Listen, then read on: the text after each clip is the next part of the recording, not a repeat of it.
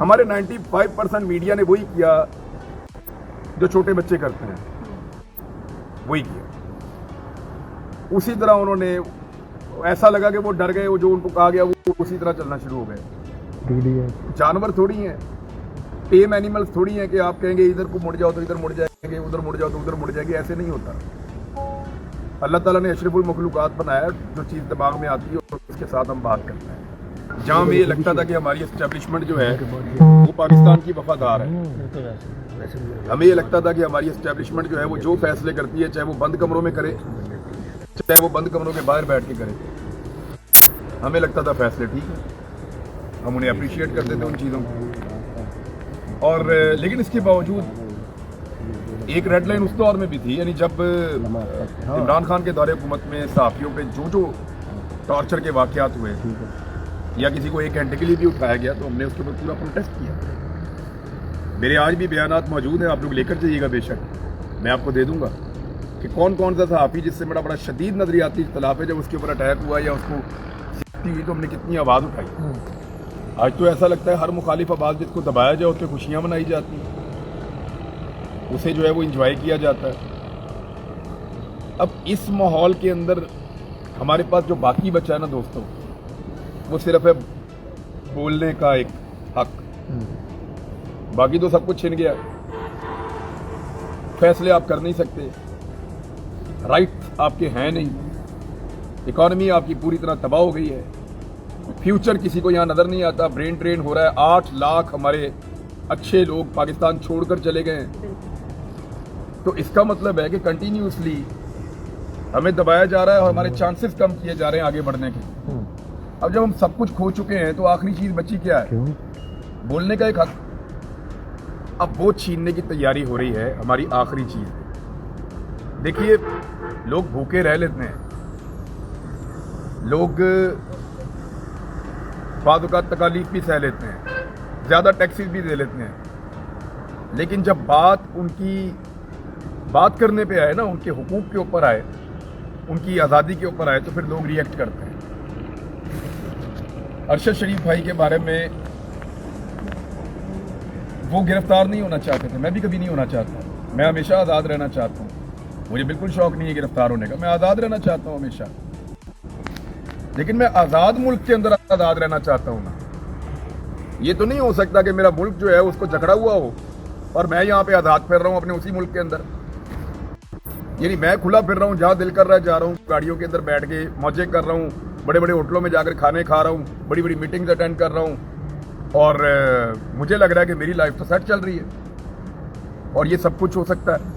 लेकिन इसके लिए अगर मेरा मुल्क आज़ाद नहीं है, वो जकड़ा हुआ है, तो वो मेरा सांस बंद होता है, मुझे घुटन होती है। बहुत सारे लोगों को नहीं होती होगी, मुझे इससे घुटन होती है। मैं ये कहता हूँ मेरा मुल्क आज़ाद होना चाहिए, मेरे ऊपर थोड़ा बहुत प्रॉब्लम है तो मैं सह लूँगा, कोई बात नहीं। मुझे 10 मार्च को मेरी इमरान खान साहब से मुलाकात हुई, उन्होंने मुझे साइफर के बारे में बताया।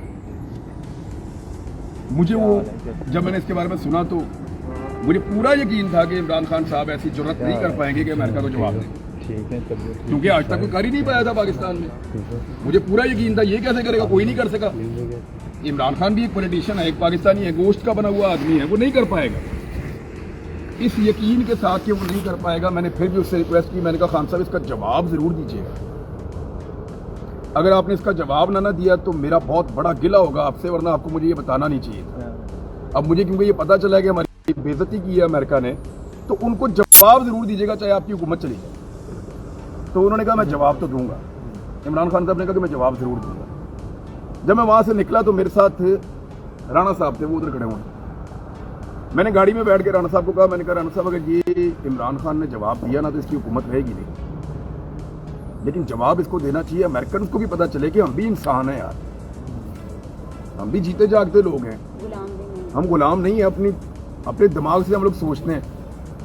और मैंने उस वक्त अपने आप से ये ऐसा लगता है, मुझे प्रॉमिस मैंने किया उस वक्त कि अगर इसने जवाब दिया और इसके साथ ज्यादती की गई ना तो वो ज्यादती नहीं होने देंगे, मैं उसके खिलाफ बोलूँगा, मैं उस ज्यादती के खिलाफ बोलूँगा, ज्यादती नहीं होने दूंगा अगर इसने जवाब दिया।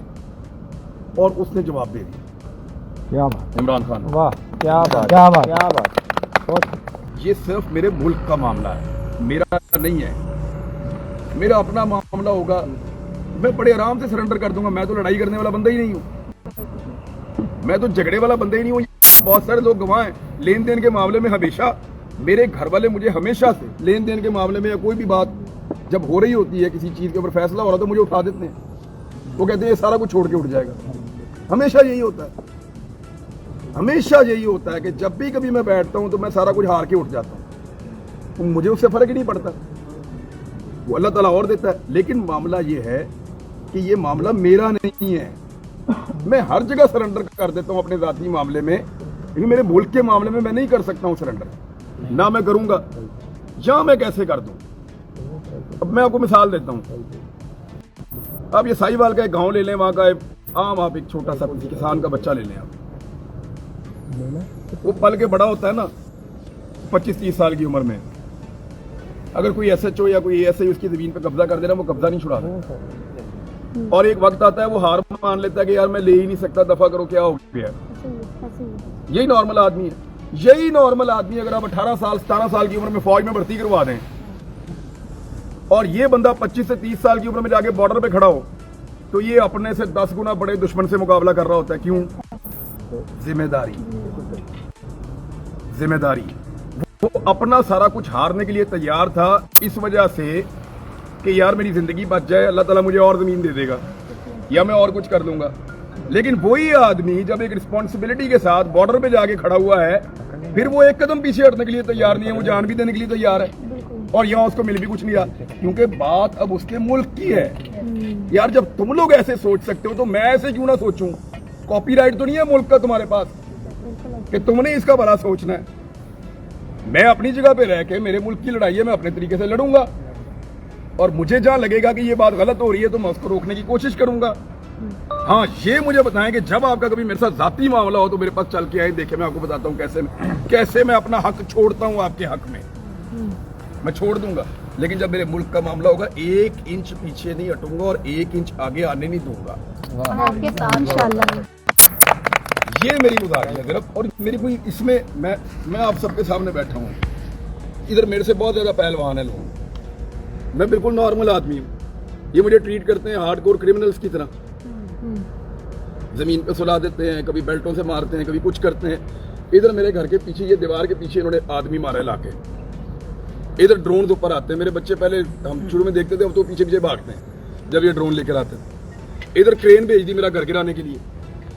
ये मैं आम आदमी हूँ, लेकिन ये सारी चीजें ये मेरे साथ कर रहे हैं। तो क्या मैं इसलिए ये सारा कुछ कर रहा हूँ कि मेरे कोई जाती मामला है? मेरा तो कोई इसमें जाती मामला नहीं है। मामला आप सबके मुल्क का है। हम सारों को यहाँ किसने बिठाया हो? हमारे मुल्क ने बिठाया हो। मेरा तो, मैं आप लोगों को जानता भी नहीं, आप लोग भी मुझे नहीं जानते। तो जो आप लोग मेरे पास मिलने के लिए आ गए या वहाँ सड़क पे आके खड़े हो गए, तो वो इस मुल्क के लिए आए ना। बिल्कुल ऐसे ही। तो ये मुल्क ने हमें जोड़ा हुआ है, इसने, इसका हम पे बड़ा एहसान है। अभी मुझे पता चल गया था 1.5 माह पहले कि मेरे ऊपर FIR है, और मैंने पता करवाया तो वो पता चला कि इन्होंने छुपाई हुई है। फिर हमने सोर्सेज से पता किया तो ये तो कंफर्म हो रहा था कि FIR, लेकिन किसी को नज़र नहीं आ रही थी। फिर हमने इनको लेटर लिखे 2 मरतबा, यदि वो दें FIR कहाँ है। इन्होंने नहीं दी। फिर हमने हाई कोर्ट से रुजू किया, हाई कोर्ट ने पूछा, इन्होंने उनको भी नहीं दी। ये तो अभी मैं कंटेम्प्ट ऑफ कोर्ट में जाऊंगा अदालत के खिलाफ, इनके खिलाफ, FIA के खिलाफ अदालत में, इनके DG को भी बुलवाऊंगा, कोशिश करूंगा कि जनाब आप जवाब दें, बताएं आप मुझे, आपने क्यों झूठ बोला अदालत के अंदर। अदालत पूछे इनसे, इनके ऊपर कंटेम्प्ट फाइल करेंगे इंशाल्लाह, तो इन्हें अदालत की कार्रवाई करवाएंगे। सर आपको क्या लगता है, ये हुकूमत खुद डर रही है या डरा रही है? इन्होंने ये जो इसी एक बुनियाद के ऊपर ये फंस गए कल अदालत के अंदर, और जो अदलिया है वो हमारे पास एक आखिरी ऑप्शन है, the last option is judiciary. मैं अल्लाह के भरोसे बोलता हूँ या अपनी अदलिया के बलबूते पे कि ये मेरे जजेस मेरे बोलने के हक का तहफ़्फ़ुज़ करेंगे।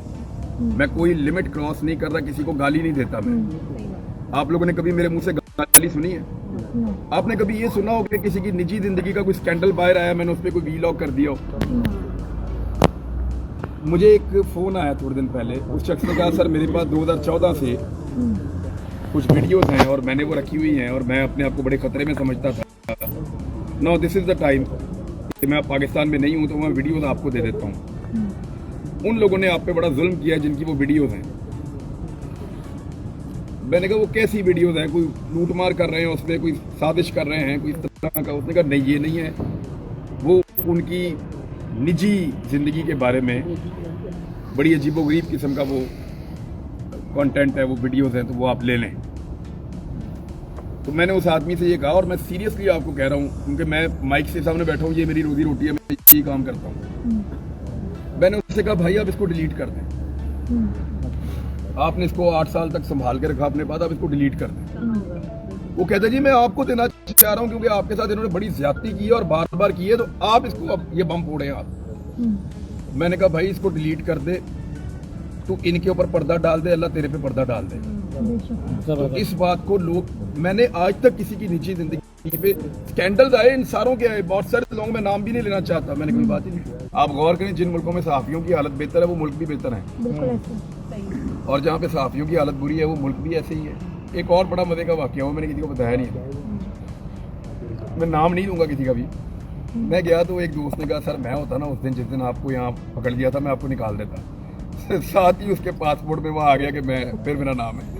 मैंने कहा निकाल आप। अच्छा वो ना उधर उसमें ना वो मैंने ट्वीट कर दिया था, और फिर ट्विटर पे मैंने लोगों को, क्योंकि फास्टेस्ट वे है आजकल, उस पर मैंने बता दिया था। मैंने कहा मेरी गिरफ्तारी का पता तो चल जाए कि ये पकड़ना चाह रहे हैं। जब बेचारों ने काफ़ी टाइम लिया, वो कभी ऊपर राब्ते कर रहे थे, कभी यहाँ कभी वहाँ, वो फैसला बड़ी मुश्किल से वो कर पाए कि गिरफ्तार करना है या नहीं करना। जब वो आए तो मैंने, मुझे बड़ी तकलीफ हुई इस बात की। यानी इस मुल्क के अंदर अगर आप एस्टेब्लिशमेंट के दोस्त हैं तो आप सही करें तो वो भी सही है, गलत करें तो वो भी सही है। आप गौर कीजिएगा कि सोशल मीडिया में बहुत इत्तेफाक है एज कम्पेयर टू सेठ का मीडिया। सेठ के मीडिया में अपने अपने मफादात हैं, तो वो सब लोग तनख्वाहों के लिए काम करते हैं, तो उनकी इख्तलाफात भी फिर मौजूद रहते हैं। फिर वो उनको आपस में लड़ा के और एक दूसरे से मुखालफत करके फिर पॉलिटिकल पार्टीज भी आगे डिवाइड पैदा करती हैं, तो वो इसलिए इस तरह के बन जाते हैं। इस वजह से मुझे ऐसा लगता है कि ये लोग मीडिया के अंदर एक नई ताकत बनेंगे।